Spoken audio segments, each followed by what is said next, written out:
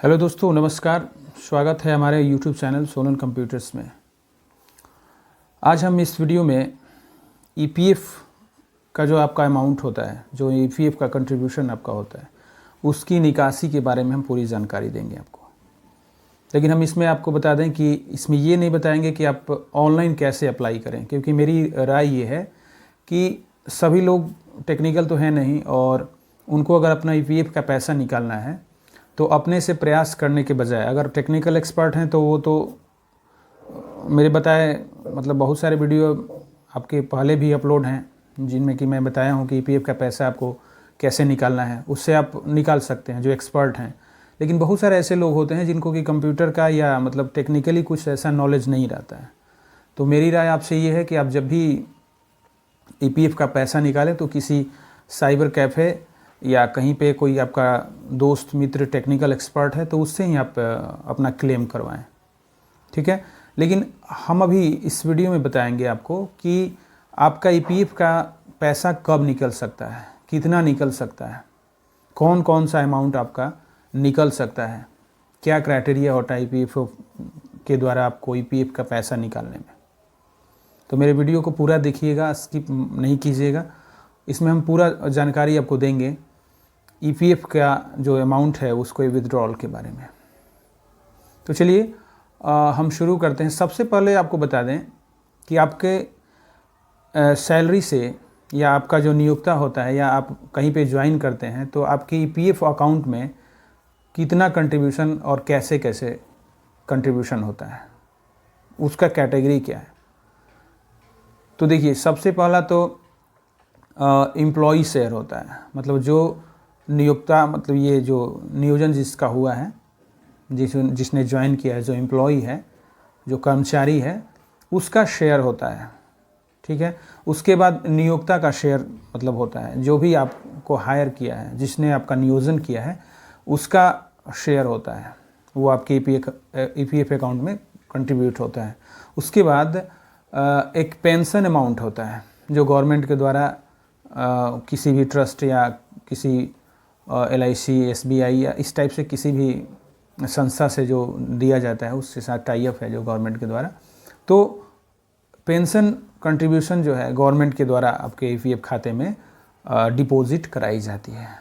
तो 3 प्रकार के डिपॉजिट आपके खाते में होते हैं। एक तो होता है कि आपका एम्प्लॉय शेयर, उसके बाद एक होता है एम्प्लॉयर शेयर यानी नियोक्ता शेयर जिसने आपका नियोजन किया है, और दूसरा होता है पेंशन कंट्रीब्यूशन। तो देखिए, सबसे बड़ी बात है कि इसमें जो 2 पेमेंट होता है, आपका एम्प्लॉय शेयर, एम्प्लॉयर शेयर, ये तो आप आसानी से निकाल सकते हैं। लेकिन जो पेंशन अमाउंट है वो आप आसानी से नहीं निकाल सकते हैं। तो सबसे पहले हम बताते हैं कि आप ईपीएफ का जो एम्प्लॉय शेयर होता है या एम्प्लॉयर शेयर होता है वो आप कैसे निकाल सकते हैं और कब निकाल सकते हैं। तो एम्प्लॉय शेयर आप आसानी से निकाल सकते हैं। आपका सर्विस कम से कम 6 महीने पूरा होना चाहिए। 6 महीने अगर आपका जैसे ही पूरा हो जाता है, उसके बाद आप अपना एम्प्लॉय शेयर कभी भी निकाल सकते हैं। मतलब एम्प्लॉय शेयर जो आपका शेयर है वो आप आसानी से कभी भी निकाल सकते हैं। रही बात एम्प्लॉयर शेयर की, मतलब जो नियोक्ता आपके ईपीएफ खाते में कंट्रीब्यूट करते हैं उसकी बात हम करें तो वो भी आप एडवांस के रूप में निकाल सकते हैं, बशर्ते कि आप एग्ज़िट कर चुके हैं, किसी कंपनी में काम कर रहे हैं, किसी गवर्नमेंट सेक्टर में काम कर रहे हैं, वहाँ से आप एग्ज़िट कर चुके हैं। मतलब जब तक आप उस कंपनी में हैं तब तक तो एम्प्लॉयर शेयर नहीं निकाल सकते। लेकिन जब आप एग्ज़िट कर चुके हैं और आपका एग्ज़िट का 2 महीना पूरा हो चुका है, मतलब आप कंपनी छोड़ दिए, उसके बाद आपका 2 महीना छोड़ने का पूरा हो चुका है, तो आप आसानी से आप ये 31C फॉर्म होता है उससे थ्रू आप क्लेम कर सकते हैं। 31C जो फॉर्म होता है वो आपका एम्प्लॉय शेयर और एम्प्लॉयर शेयर का पेमेंट निकालने के लिए ही होता है। तो आप अपना जो एम्प्लॉयर शेयर होता है, जो आपने कंपनी ने आपके खाते में कंट्रीब्यूट किया है, वो आसानी से आप तब निकाल सकते हैं जब आप उस कंपनी को एग्ज़िट करके किसी दूसरे कंपनी में आपने ज्वाइन कर लिया है या ऑलरेडी छोड़ दिया है, कहीं भी ज्वाइन नहीं किया है। लेकिन ध्यान रखेंगे कि आप 2 महीने पूरे हो जाने चाहिए, मतलब आपके एग्ज़िट का, आपके निकासी का, उस कंपनी के छोड़ने का 2 महीना पूरा हो जाना चाहिए। उसके बाद ही आपका पैसा निकल सकता है। एम्प्लॉय शेयर तो आप सारा निकाल सकते हैं कभी भी आसानी से, हालांकि आपको वो भी 31C फॉर्म ही आप क्लेम करेंगे उसके लिए भी, और एम्प्लॉय शेयर के लिए आपको 31C या 19 जो भी आपके मतलब साथ एलिजिबल हो उसके थ्रू आप निकाल सकेंगे। लेकिन सबसे रही बात आपका पेंशन कंट्रीब्यूशन आप निकाल पाएंगे या नहीं निकाल पाएंगे, उसकी बात हम बता देते हैं। तो देखिए, पेंशन कंट्रीब्यूशन आपको इसलिए गवर्नमेंट के द्वारा दिया जाता है ताकि आप 60 वर्ष जब पूरे हो जाए आपके मतलब एम्प्लॉयमेंट के, आप उस कंपनी में, उस सरकारी संस्था में आपका जब 60 साल पूरा हो जाए तो आपको एक मुश्त पेंशन दिया जा सके हर महीने, उसके लिए होता है। लेकिन अगर आप बीच में कंपनी छोड़ देते हैं तब तो कंपनी का पेंशन आपको मिलना नहीं है।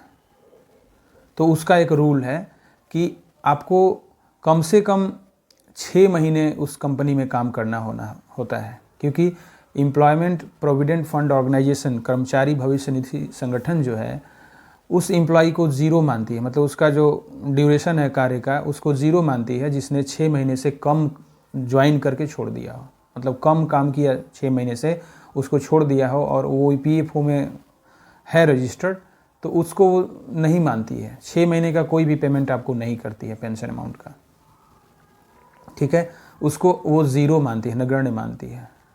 तो पेंशन अमाउंट प्राप्त करने के लिए आपको कंपनी में मिनिमम 6 महीने आपको काम करना होता है। उसके बाद मैक्सिमम आपको 9 साल 6 महीने काम करना पड़ता है। 9 साल किसी कंपनी में 6 महीने आप काम करेंगे तो वो पैसा पेंशन स्कीम के तहत आपको हर महीने दी जाएगी। वो भी आपको 10C क्लेम करना होगा। एक फॉर्म होता है 10C, वो 10C आपको ऑनलाइन कहीं भी जा कर के उसको करवा लीजिएगा, ठीक है, या मेरा वीडियो है इस पे कैसे आप 10C को फॉर्म को ये करें। तो आपको 10C फॉर्म अप्लाई करना होगा 9 साल 6 महीने पूरे होने के बाद, यानी लमसम आपका 10 साल जब पूरा हो जाए उस कंपनी में, तो आप 10C जब क्लेम करेंगे तो वो भी पैसा आपको एक मुश्त नहीं मिलेगा, वो आपको मंथली करके पेंशन के रूप में आपको वो पैसा दिया जाएगा EPFO के द्वारा। तो ये क्राइटेरिया है आपको पेमेंट निकासी का। इसके साथ साथ हम आपको बता देते हैं कि आप कैसे आप निकासी करा सकेंगे कहीं भी साइबर कैफ़े में जाके, या खुद से अगर करना चाहते हैं तो आपको क्या क्या डॉक्यूमेंट्स की ज़रूरत पड़ेगी और वो पैसा कहाँ पे आएगा।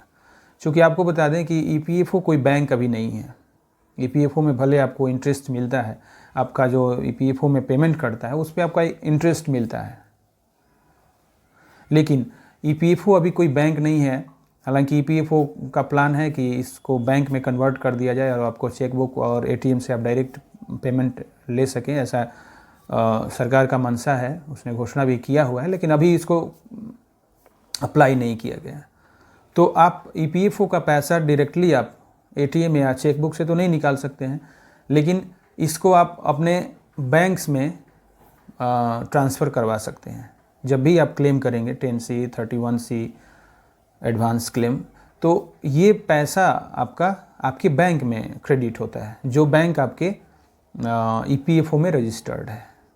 अगर नहीं रजिस्टर्ड है तो आप आराम से KYC करा करके कहीं भी किसी भी साइबर कैफ़े में जाके या खुद से आप KYC करा के बैंक ऐड कर सकते हैं। 10 से 15 दिन का समय लगता है और आपके खाते में बैंक ऐड हो जाता है। और बैंक ऐड होने के बाद आप अप्लाई करेंगे। आपको अप्लाई करने के लिए कुछ भी नहीं चाहिए, आपका सिंपल एक कैंसिल्ड चेक चाहिए या पासबुक का फ्रंट पेज चाहिए, उसको अपलोड करना होता है JPEG फाइल के रूप में।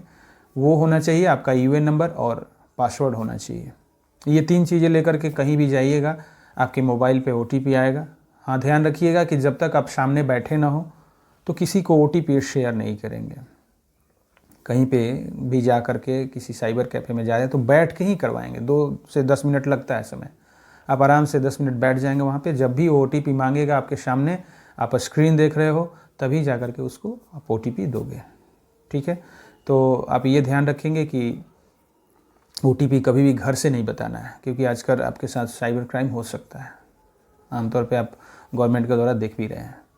तो आपको पैसा निकासी के लिए कुछ भी ज़्यादा डॉक्यूमेंट्स की ज़रूरत नहीं है। आपको चेकबुक और आपका यूएन और पासवर्ड होना चाहिए।